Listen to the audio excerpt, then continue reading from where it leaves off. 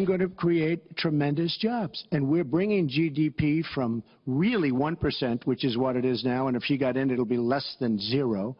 But we're bringing it from 1% up to 4%, and I actually think we can go higher than 4%. To do that, we're taking back jobs. We're not going to let our companies be raided by other countries where we lose all our jobs. We don't make our product anymore. It's very sad. I've made it very clear. We are going where the money is. We are going to ask the wealthy and corporations to pay their fair share. We'll have what economists call middle-out growth. We've got to get back to rebuilding the middle class, the families of America. That's where growth will come from. That's why I want to invest in you. I want to invest in your family. Both candidates last night discussing how they would fix our national debt. But how realistic are their plans? Joining us right now is the chief economics correspondent at the Wall Street Journal, John Hilsenrath. John, good to see you. Hey, Maria, great to be here. Reaction to the debate? Well, you know, I'd question, you just played two clips, I would question Trump on whether the United States can achieve even 4% growth. I mean, we haven't seen that in modern times. And as far as Hillary is concerned, she says she's going to go ask the wealthy to contribute their fair share. You have to ask how she's going to get that plan enacted with a Republican Senate and Republican House. You know, on both of those counts, I think you do have to ask questions about whether these candidates can deliver on what they're saying. Yeah, the other thing is, I mean, Clinton's plan is very much the plan that President Obama has put in place. So it's a hard argument to make that all of a sudden focusing on, you know, going to the rich, going to corporations to pay more money is going to actually move the needle on economic growth when we know after 8 years we're at 1.4% growth. Right. He wish Donald Trump had hit that a little bit harder yesterday in terms of emphasizing that very thing. But when Democrats talk about investing, that means I'm taking your money and I'm going to spend it for you because you don't deserve it. I do because I'm a bureaucrat. And I think that was one thing that was highlighted. Hillary Clinton's always been very good at going where the money is. We know that about her, right? So and that's really an aside talking about, you know, her making $400,000, $225,000 per speech. No one is buying anything she says. We know that she said something totally opposite in those secret speeches to Wall Street, to the Brazilian banks. So she doesn't really have a plan that we know to be true. We know Donald Trump's plan is something that he's put together and firmly believes. And based on his background, why wouldn't you trust him, who's created tens of thousands of jobs? I want to talk about this because, John, I spoke with Mark Cuban yesterday, and we had a real good back and forth about, you know, the level that Hillary Clinton is actually going to raise taxes, $250,000. He said Donald Trump's tax plan would cause a recession. Listen to this. I want to get your reaction, John.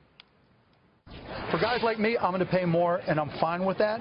But again, when you look at I'd ask everybody, whether it's Secretary Clinton's numbers of her proposals or Donald Trump's. Don't look at the 10-year proposals. Look at what happened in year one. Look what happens in year four. By the time you get to year four, the deficit under Trump will be enormous. We could be at a horrible recession as a result. You can't look at 10-year projections because that makes no sense. You know, one question that I asked him was, you know, $250,000, you know, that's the level that you've got a fireman and a nurse making. They're going to pay much higher taxes on just $250,000. And if you do any higher than that, you're not going to get the revenue that she's looking for. What did you want to say, John, in terms of Hillary's plan? Well, you know, I was going to say, for me, the question with Hillary is how is she going to govern? She talks about hitting up corporations for tax revenue as well. That's not going to work with Congress. Republicans in Congress have been calling for corporate tax reform for the last several years. If she's going to do any deals with Congress, she's going to have to give a little bit on that front. I do think, though, that we have to, just to come back to Donald Trump, I do think we have to hold his feet to the fire on this idea that he can get the economy growing at a 4% growth rate. You know, that's just unrealistic. The economy right now has been growing. He said 1%. It's growing a little bit under 2%. You're going to double the growth rate. The question is, how are you going to do that when we've got millions of baby boomers retiring? You know, the labor force growth is a critical component of economic growth, and you just can't get to a 4% growth rate with so many people retiring. Well, what about Mercedes? What about the idea that 15% corporate tax rate will incentivize businesses to create Absolutely. jobs. Aren't we talking about investment? This is what we're lacking right now, is that you're seeing corporations hold back capital because they're not willing to invest in America because of the fact that you have the corporate tax rate so high. Right. So I think that is something that is a realistic achievement, I think, for Donald Trump if he were to become president. And I do think that when Hillary Clinton talks about we're going to ask the corporations, i.e.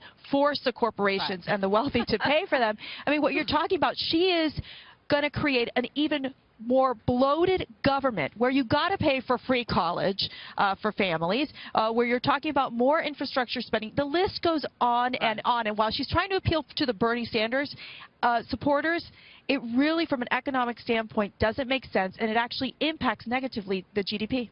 You know, to push back a little bit on what John was saying, he said we hadn't had 4% GDP growth in modern times. Actually, 2006. Under President George W. Bush, we had over 4% GDP growth. So if it's absolutely realistic to achieve that if you have that reinvestment in America, and if you don't have trade deals that kill the American economy. Yeah, go ahead. Final word, John. I'm talking about growth on a sustained basis, and if you look at economic growth going back to 2000, starting with the Bush tax cuts, we've only been going a little over 2%. Even in the Reagan years, the only times we get growth at 4% is when we're coming out of recession. I don't think we want to go into a recession. But we didn't have that under Obama. But the idea of getting economic growth, I mean, these two plans, one plan is to get economic growth by raising taxes on the corporations and on the wealthy, and the other idea is to try to raise wages. If you're going to make it more expensive for business by raising wages and raising taxes on them,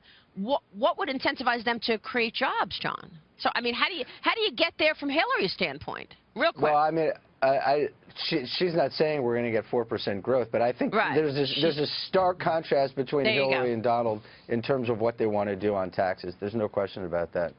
All right. We will leave it there. John, good to see you. Great to be here. John Hilsenrath, Wall Street Journal. Still to come.